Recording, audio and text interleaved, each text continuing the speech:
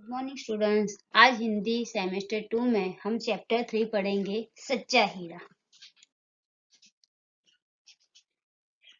इस कहानी में व्यक्ति के ज्ञान के साथ साथ उसके कर्म को भी महत्व दिया गया है। अच्छा ज्ञान अच्छी बात है, लेकिन वह आचरण में नहीं है तो वह सब निरर्थक है। इसी बात को इस कहानी द्वारा प्रस्तुत किया गया है।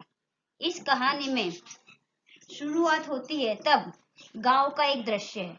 गांव में शाम के समय जब सूर्य अस्त हो रहा होता है, पक्षी चहचहाते हुए अपने अपने माले की ओर, नीड की ओर जा रहे होते।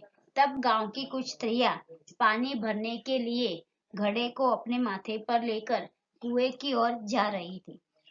पानी भरकर कुछ स्त्रियां अपने घर पर लौट गई, लेकिन उनमें से 4 स्त्रियां कुएं के बाजू में बनी हुई पक्की जगत, कुएं के पास जो बैठने के लिए जगह बनी होती है उसे जगत कहते, वहां पर बैठकर आपस में इधर उधर की बातें कर रही होती है। बातचीत करते करते उन 4 स्त्रियों की बातें अपने बेटों पर पहुंच जाती है।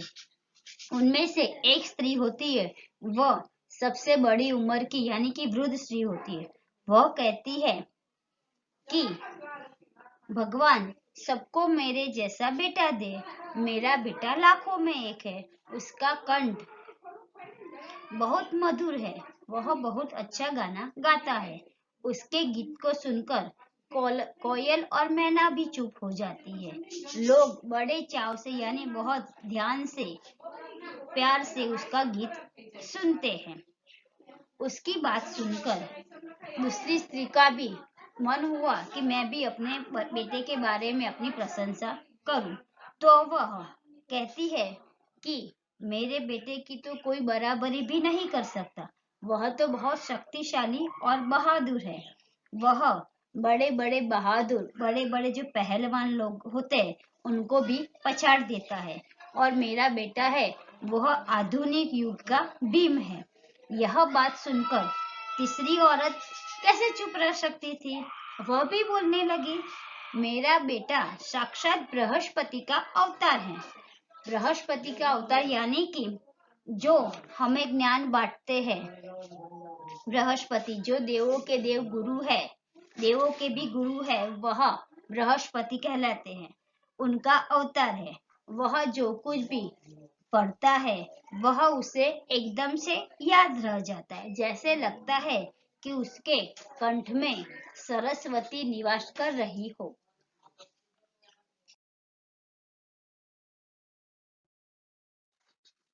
तीनों औरतों की बात चौथी स्त्री चुपचाप बैठकर सुन रही थी। उसने अपने बेटे के बारे में कुछ भी नहीं कहा। तो पहली स्त्री ने टोकते हुए कहा, क्यों बहन, तुम क्यों कुछ नहीं बोल रही हो? तुम भी अपने बेटे के बारे में कुछ कहो ना। तब चौथी स्त्री ने सहज भाव से कहा, मेरे बेटे की मैं क्या प्रशंसा करूं? वह न तो गंधर्व सा गायक है, न तो भीम जैसा बलवान है, और नहीं तो बृहस्पति जैसा बुद्धिमान है। कुछ समय बाद वह स्त्रियां थोड़ी देर बाद वहां से अपने सिर पर घड़े लेकर वहां से अपने घर की तरफ लौटने लगी। तब किसी गीत का मधुर स्वर सुनाई दिया। तब पहली स्त्री बोलती है, देखो देखो सुनो, यह मेरा बेटा गाना गा रहा है। उसका कंठ कितना सुंदर है। वह लड़का गीत गाता हुआ उसी रास्ते से आगे चला जाता है और वो अपनी माँ की तरफ ध्यान भी नहीं देता है।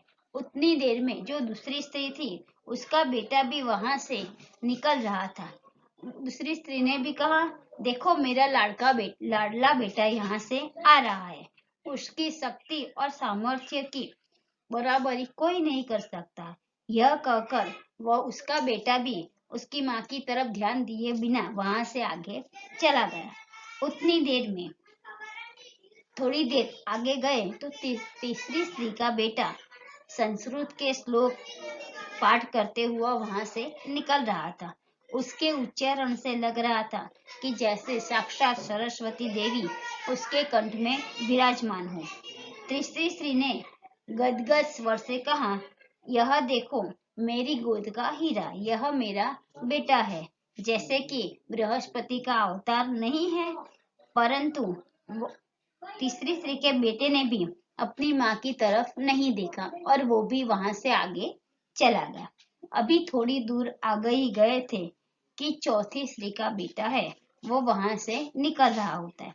उसने देखा वह देखने में बहुत ही सीधा साधा और सरल प्रकृति का इंसान लग रहा था। उसे देखकर चौथी स्त्री ने कहा, यही मेरा लाल है। चौथी स्त्री बोली कि यही मेरा बेटा है।